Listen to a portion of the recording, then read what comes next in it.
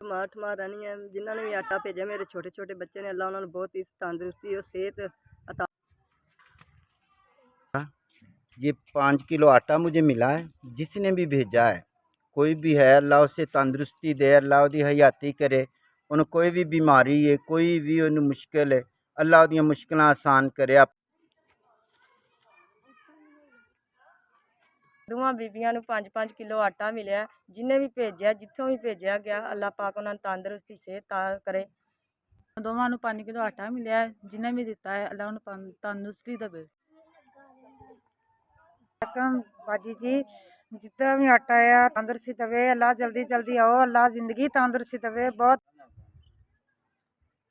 5 kilo जिन ये भी मैं खैर करे तंदुरुस्ती दे, अल्लाह खैर अल्लाह तो बहुत आता है उन्हें।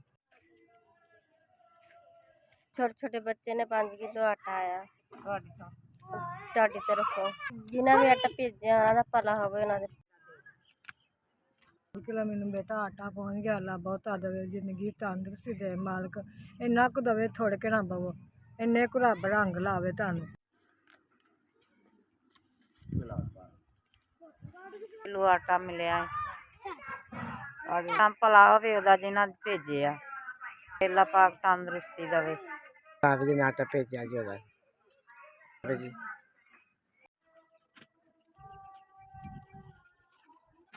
5 किलो आटा दिता मैंने, सानू नहीं पता कित्थों आया कित्थे ओदा भला होवे, अल्लाह उन्हें तंदुरुस्ती देवे।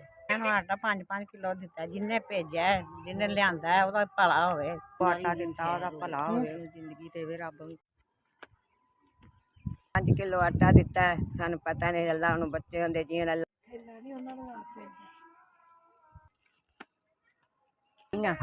जिन्हें दिता आटा तो पता नहीं तो ओदा भला ही होवे, ओदे बच्चों नूं भला देवे बहुत दे बच्चे जाओ। अल्लाह ताला तंदुरुस्ती तन देवे, कोई पता नहीं अल्लाह तंदुरुस्ती देवे, तुहाडियां मुश्किलां दूर करे। किलो मैनू बेटा आटा पहुँच गया, अल्लाह बहुत देवे, जिंदगी तंदुरुस्ती दे मालिक।